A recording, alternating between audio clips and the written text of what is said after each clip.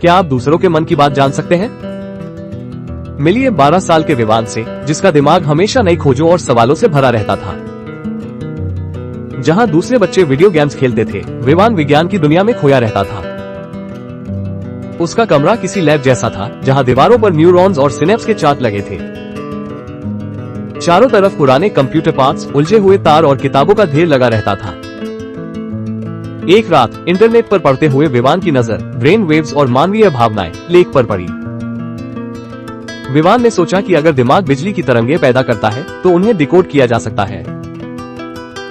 इसी जुनून ने विवान को एक ऐसा प्रयोग शुरू करने के लिए प्रेरित किया जो नामुमकिन लगता था। अगले 6 महीनों तक विवान ने अपनी नींद और खेल सब कुछ त्याग कर काम किया। उसने पुराने हेडफोन्स और सेंसिटिव इलेक्ट्रोड्स को जोड़कर एक अजीब सा हेडबैंड बनाना शुरू किया। शुरुआत बहुत कठिन थी। कई बार सर्किट जल गए और धुआं निकलने लगा। कई बार कंप्यूटर स्क्रीन पर सिर्फ शोर और अजीब सी लहरें दिखाई देती थी। लेकिन विवान ने हार नहीं मानी और दिमाग की अलग अलग फ्रीक्वेंसी का अध्ययन किया। उसने अल्फा, बीटा, थीटा और डेल्टा तरंगों के बीच के अंतर को समझा। विवान ने एक जटिल एल्गोरिदम लिखा जो इन तरंगों को शब्दों में बदल सके। अंततः वो ऐतिहासिक दिन आया जब उसकी मशीन ने पहली बार सही प्रतिक्रिया दी। विवान ने अपनी पसंदीदा चॉकलेट के बारे में सोचा और स्क्रीन पर उत्साह लिखा आया। फिर उसने एक डरावने सपने के बारे में सोचा और स्क्रीन पर तुरंत डर चमक उठा। विवान की खुशी का ठिकाना नहीं था। उसने अपनी पहली सफलता पाली थी। हालांकि वो जानता था कि मशीन अभी सिर्फ भावनाएं पहचान रही है, पूरे वाक्य नहीं। अब विवान ने तय किया कि वो अपनी इस खोज को दुनिया के सामने पेश करेगा।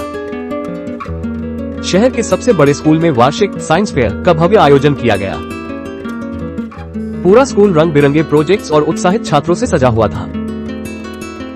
विवान ने अपना स्टॉल लगाया और उसका नाम रखा द माइंड डिकोडर। शुरुआत में कई लोग उसे छोटा बच्चा समझकर उसके प्रोजेक्ट को अनदेखा कर रहे थे। तभी विवान की नजर अपने प्रतिस्पर्धी दोस्त आर्यन पर पड़ी, जो घमंड में चल रहा था।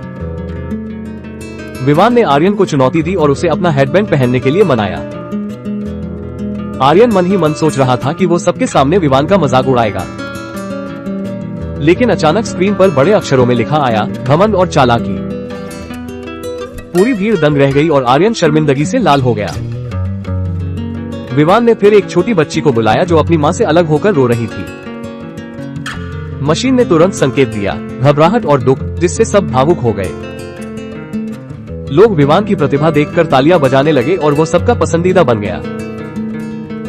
विवान रातों रात स्कूल का हीरो बन गया, लेकिन ये प्रसिद्धि एक खतरा भी लाई। स्कूल के गलियारों में धीरे धीरे अजीब और डरावनी फुसफुसाहटें शुरू हो गईं। स्कूल के बच्चे अब विवान को देखकर रास्ता बदलने लगे थे और आपस में कानाफूसी करने लगे थे। अफवाह फैल गई कि विवान अब सबके गुप्त राज जान सकता है और उन्हें सबके सामने उजागर कर देगा। विवान ने देखा कि उसकी सबसे अच्छी बेंच भी अब खाली रहती थी और कोई उसके पास नहीं बैठता था।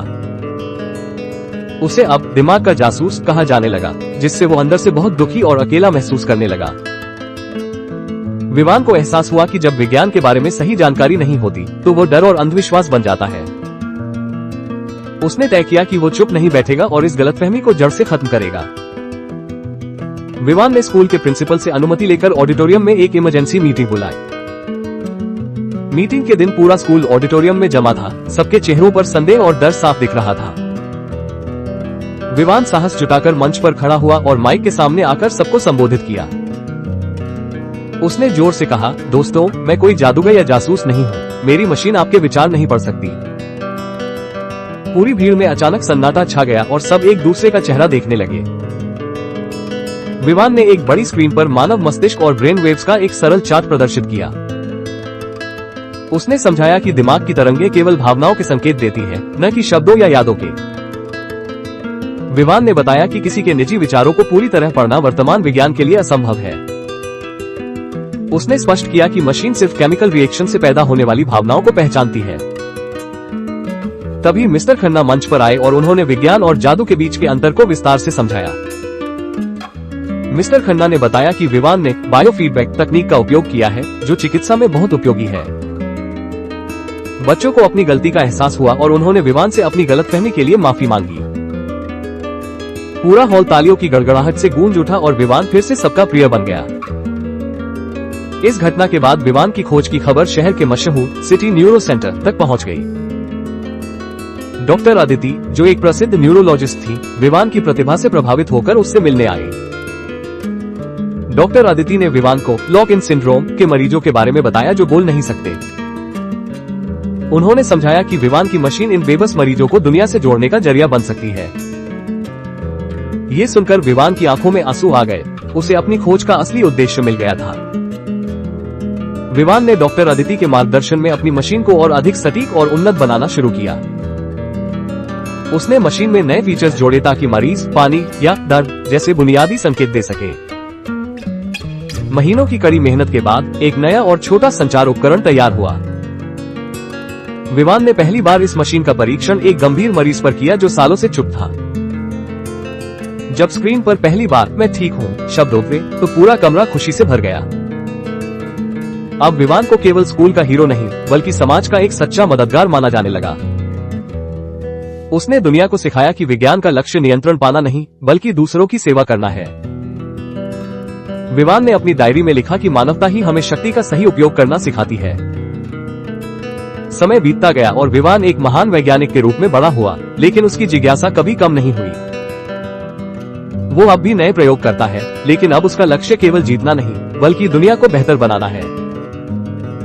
विवान की कहानी हमें सिखाती है कि जिज्ञासा और करुणा जब मिलते हैं तो चमत्कार होते हैं।